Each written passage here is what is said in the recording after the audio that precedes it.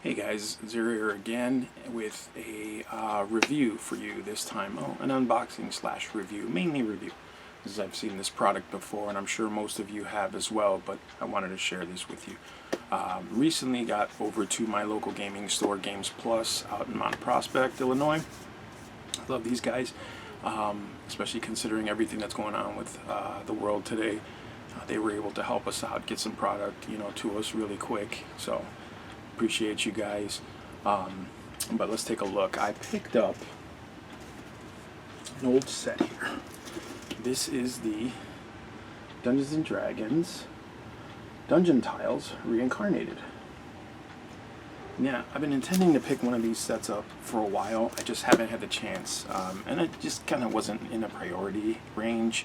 But I picked this set up. Let me start from the beginning.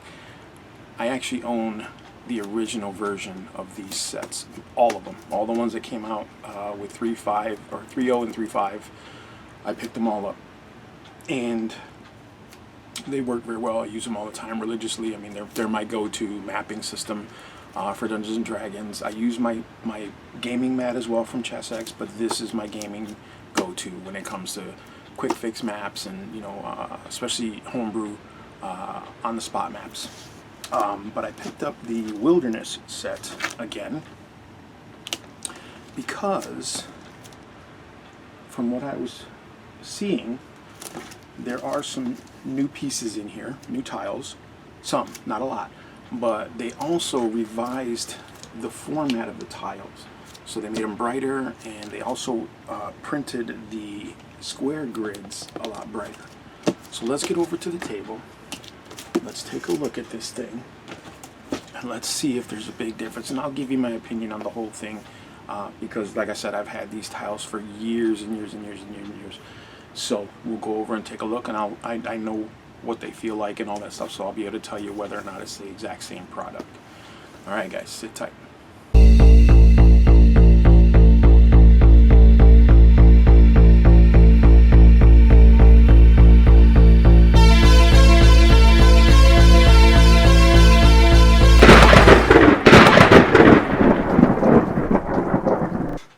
Alright, ladies and gentlemen, let's take a look at the D&D Dungeon Tiles Reincarnated, the Wilderness set for Dungeons and Dragons, an accessory for the world's greatest role-playing game. That's pretty funny. Not untrue, but pretty funny. There's the side of the box. This is actually part of the tile system as well, and I'll show you that when we open it up.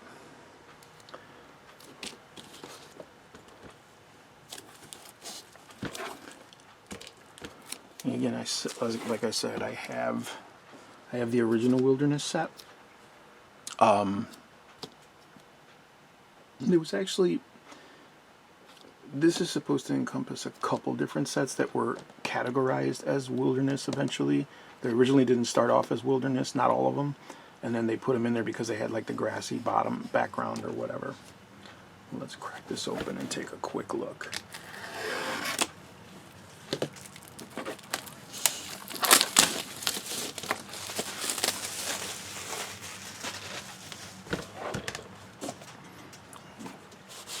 Sleeve off here.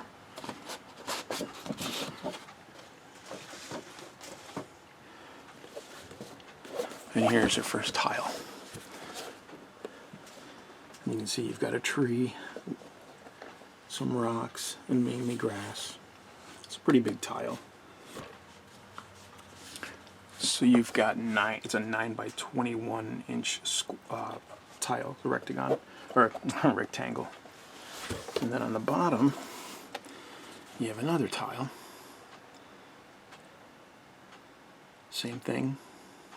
And it's cool because when you put these two together, it's almost like a step.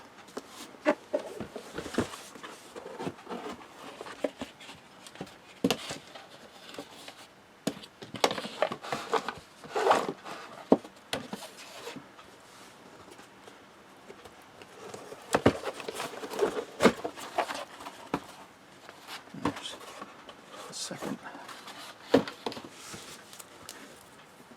you've got a good amount of card stock here. Nice big old crater. Fireball spell probably.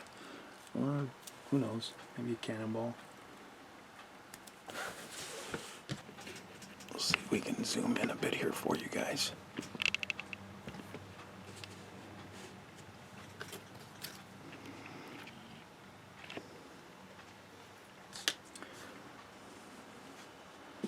So they're just on these little frames, so you can pop them right off. So you got some 2x2s, some 1x2s. There's a nice hill here. The colors are really nice. They're really vibrant. Nice and green. So it looks like some ruins. There's a fence. No idea what this is. I have no idea what that is. There's a stairwell going down. Some camping tents. Water effects and a smaller crater.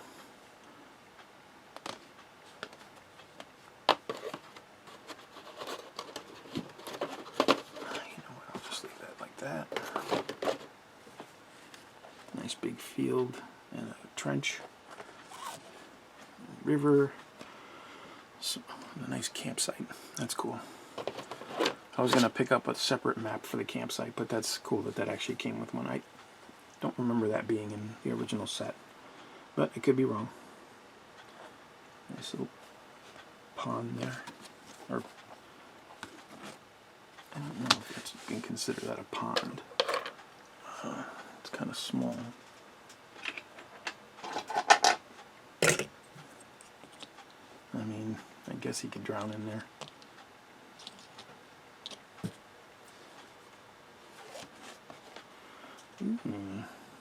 Like a Stonehenge. It's pretty cool. You can just get some nice texture to it. A little bit of damage there, but that's okay because it's the frame. I'm going to get rid of that anyway. Eventually. Another river piece, another road piece, some trees, another river and a ruined tower. Looks like a wizard's tower, or just the entrance to a dungeon, which is cool. It's always cool to have. Interesting. Here we have a road crossing a river.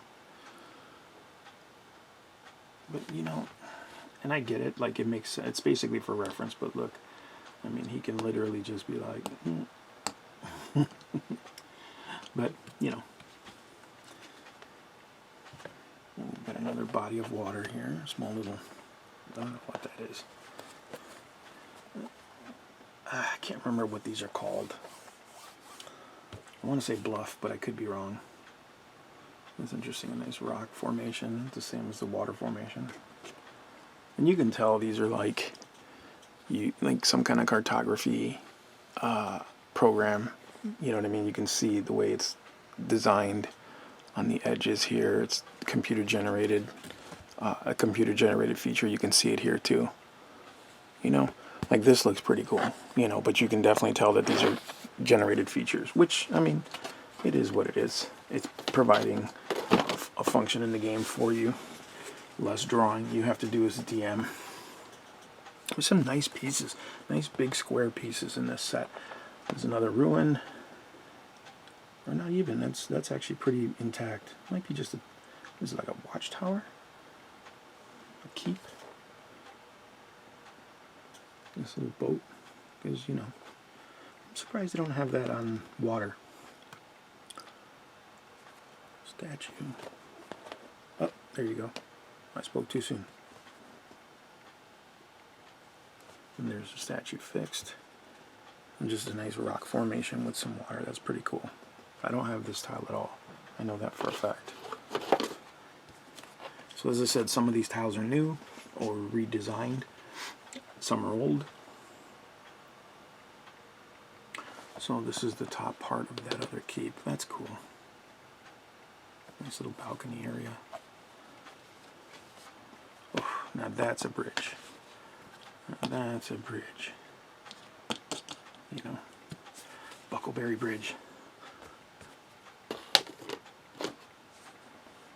Alright, now we get to the smaller tiles. Oh, I think so. Some nice water features you can throw on your board, and these kind of means like difficult terrain, you know, so you're going to have trouble crossing.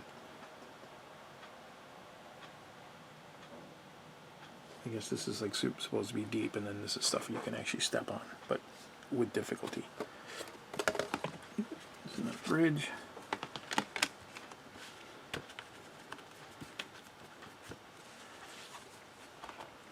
A smaller bridge. This is cool. These bridges are kind of cool. I wonder what set this was from. As I said, I'm actually starting to see that I don't have a lot of these, so this will be nice because I can combine them with the other wilderness sets that I have. More difficult to like swampy or marshy. Nice bridge, fallen tree. That's cool. So like the characters can stand up there. Ha ha! You can't cross the bridge, fool. I live here. The Wraith doesn't care though. Wraiths don't care. They go wherever they want.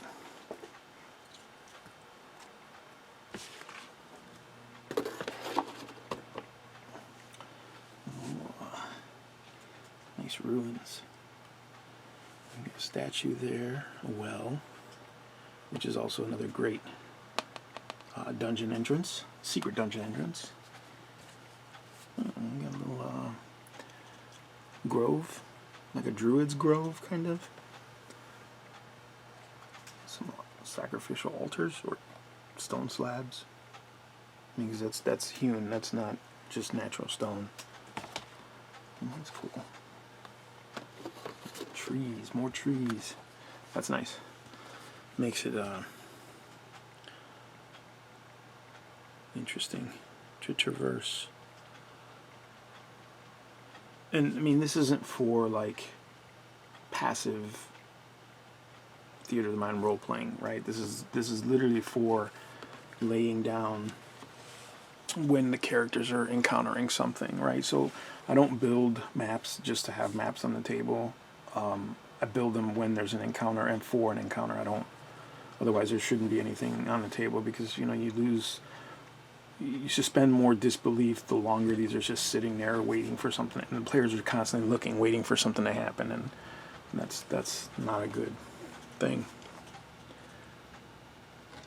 So I don't know if this is a wall or what. It looks like it goes with this piece, but how? I don't know. We'll figure it out. Nice big floor plan there.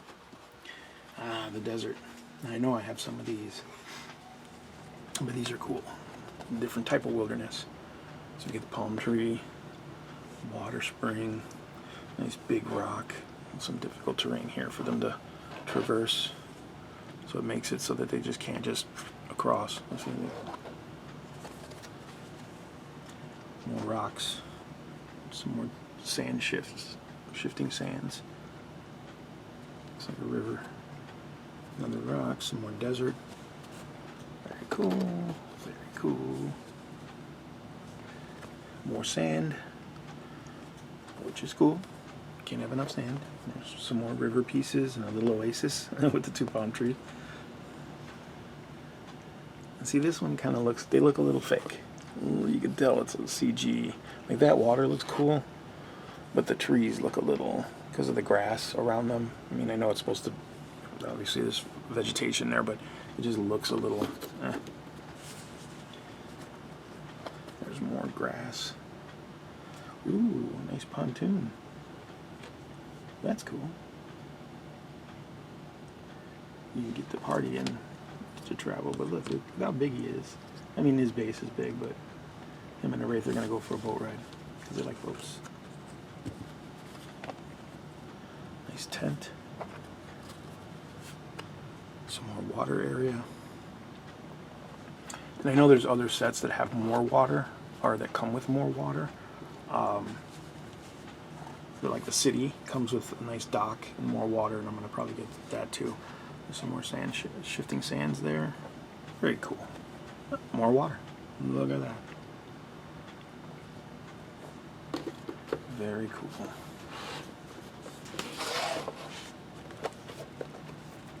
And as I said, you take these, and that's a way to produce elevation. It's hard to see, I know, but it's not a bad way, you know, to have elevation.